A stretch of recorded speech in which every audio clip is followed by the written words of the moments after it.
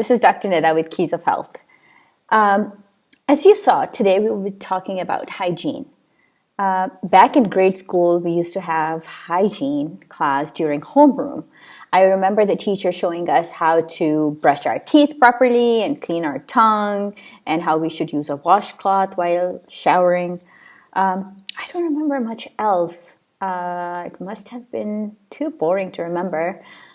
I wonder if they still do those in school. Of course, most of our hygiene practices we learn at home.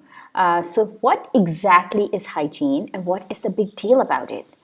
According to the World Health Organization, hygiene refers to conditions and practices that help to maintain health and prevent the spread of diseases. Personal hygiene refers to maintaining the body's cleanliness in order to preserve health. Is there anything more important than preserving your health? Absolutely not. You will be surprised to know how many illnesses and diseases people develop just because of poor hygiene practices. And vice versa, how many diseases you can prevent just by maintaining proper personal hygiene. It is an issue many people downplay, including medical professionals who never take the time out to educate their clients. That's the main difference between a naturopath and your conventional doctor.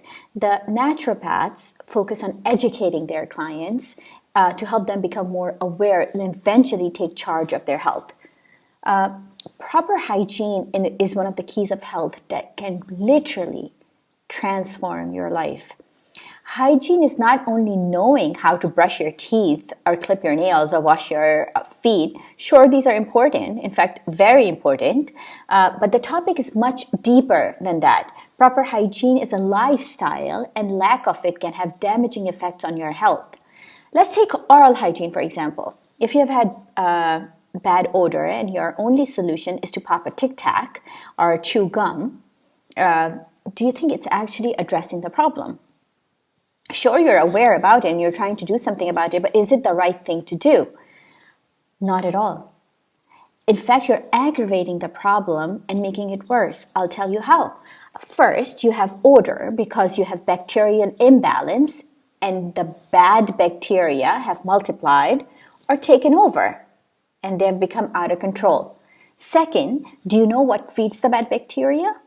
Sugar. When you pop a Tic Tac or chew gum all day long, you're actually feeding the bacteria, which helps them thrive more. If you have bacteria in your mouth and you neglect to control it, your immune system starts going crazy trying to fight these bad guys.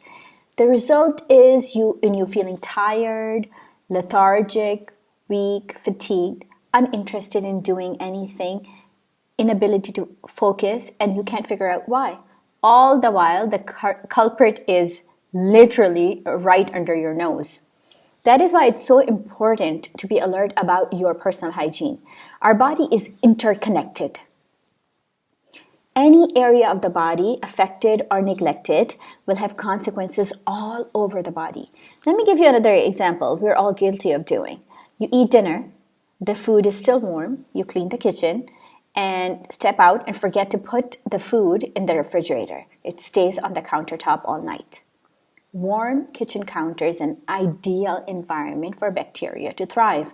Now your leftover food has bacteria which will remain even after you have put it in the refrigerator.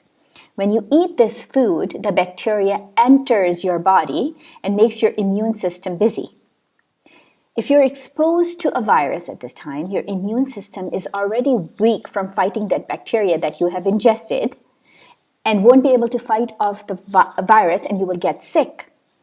A sickness you could have prevented if your immune system was not weakened from fighting bad guys that you yourself put in your body. The same goes for food that is left in the refrigerator for weeks at a time until it's spoiled and you notice it because of its stink. Right? Once you've noticed the stink, you take it out, you throw it away.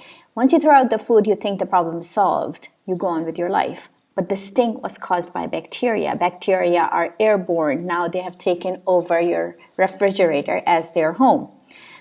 They affect other food in your refrigerator And no matter how fresh the food is that is in the refrigerator, it's contaminated now. What is the point? Over time, this accumulated bacteria from your mouth, the food, and whatever else weakens the system, and you get sick.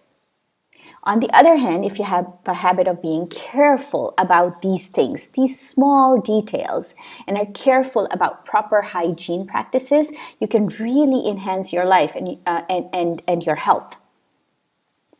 The same is true for your skin problems, ear infection, athlete's foot, body odor, you name it. People are initially negligent about basic cleanliness until the condition becomes so severe that it has a name and a title. Another example of a simple practice which has far-reaching consequences is the way we buy fruits and vegetables, how we store them, and how we consume them. Some people don't bother washing the produce at all, and they end up ingesting the pesticides and the wax and the germs that are on the produce, while others go as far as disinfecting the produce and thus removing even the healthy bacteria from it. Both are wrong. Both are unnecessary. A basic washing with baking soda solution is enough to clean the produce, especially if it's organic and hasn't been sprayed on with pesticides. How many times have we heard in the news about E. coli outbreak? You can get E. coli from eating contaminated, dirty produce. Most of the food poisoning cases occur among those who eat raw meat. This should alert you about the risk of eating rare or medium rare steaks and hamburgers.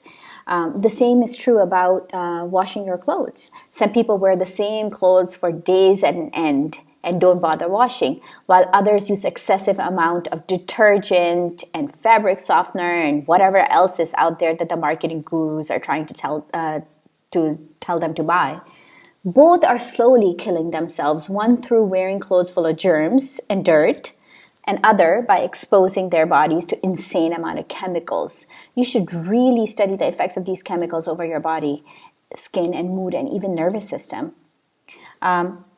Same goes for the shoes. How many people wear the same shoes over and over again, or the same socks for a few days without washing them?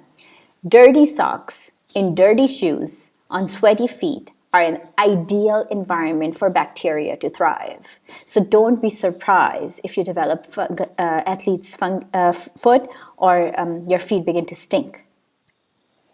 Have a few shoes if possible. Disinfect them by putting them in the sun once in a while. If you begin to notice an odor developing in the shoe, sprinkle some baking soda or cornstarch or baby powder. This really helps removing that odor.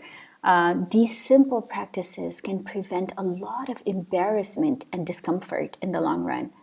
There are some people who have OCD when it comes to cleaning, and others who don't mind living with dust mites.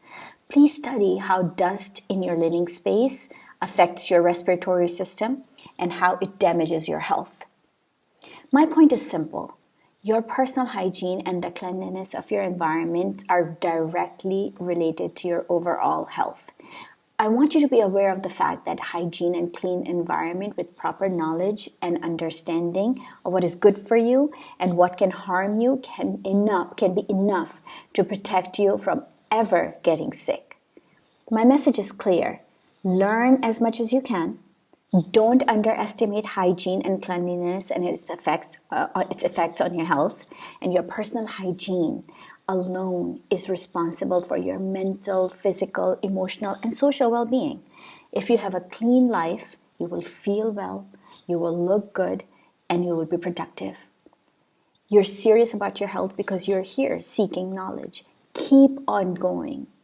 Keep on seeking knowledge, and very soon you will see an amazing, wonderful difference in your life. You owe it to yourself. As always, be your best self and take care. Don't forget to like, subscribe, and share the video. See you next time.